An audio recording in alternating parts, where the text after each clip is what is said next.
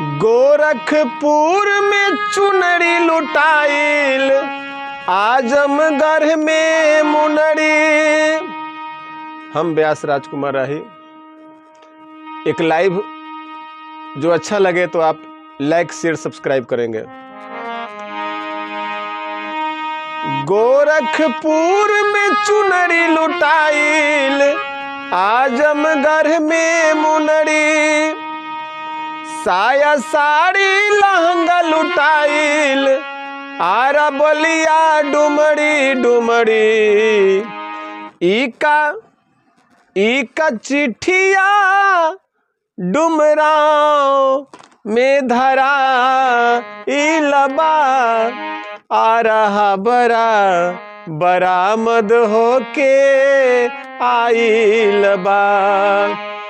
आ रहा बरामद होके आइल बा।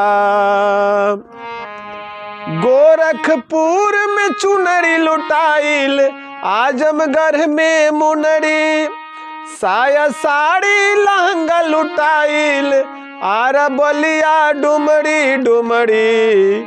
इका चिट्ठिया डुमराव में धरा इलबा। आ रहा बरामद होके आइल बा।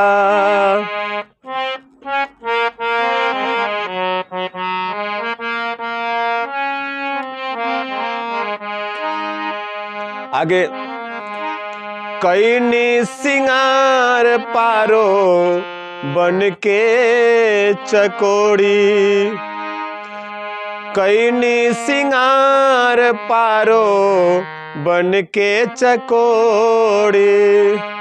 घूमिली बजरिया में गोड़ी।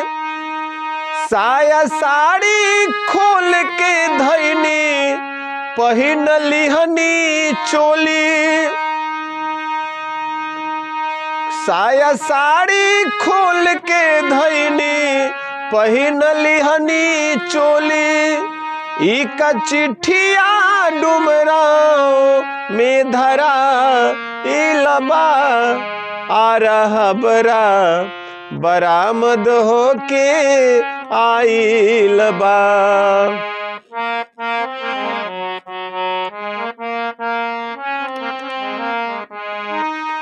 गोरखपुर में चुनरी लुटाइल, आजमगढ़ में मुनरी।